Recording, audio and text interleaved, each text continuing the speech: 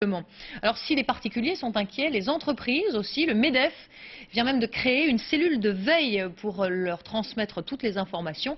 Les grands groupes ont déjà commencé à se préparer et à faire face à une éventuelle pandémie. Reportage Patricia Issa, Samuel Guibou. Dans ces deux pièces, l'aéroport d'Orly stocke ce qu'on appelle ici des munitions, comme si on s'attendait à devoir mener une guerre contre la grippe aviaire. Dans les cartons, plus de 150 000 masques, 40 000 gants et 4 000 combinaisons, tout en équipement pour lutter contre une éventuelle pandémie.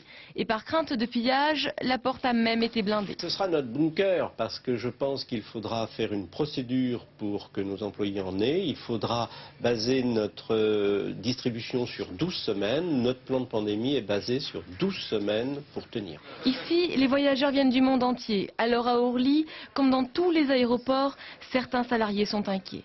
Ils se sentent même en première ligne en cas de pandémie, mais ils n'ont pas été autorisés à parler.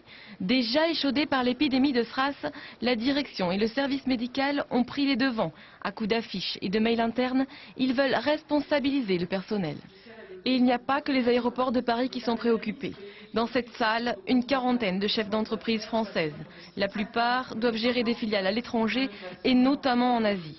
Ils sont venus écouter les recommandations d'International SOS, une société de conseil en matière de gestion des risques. Car au-delà du défi sanitaire, il s'agit de maintenir l'activité économique et industrielle. Je dirais que l'état d'esprit est en effet de considérer ce risque de pandémie comme un risque industriel sur lequel il faut mettre en place des moyens de prévention dès maintenant. Certaines entreprises, en effet, ont mis en place des protocoles extrêmement opérationnels pour gérer au mieux la gestion de la crise, tant d'un point de vue hygiène, distribution de médicaments ou politique de voyage des collaborateurs.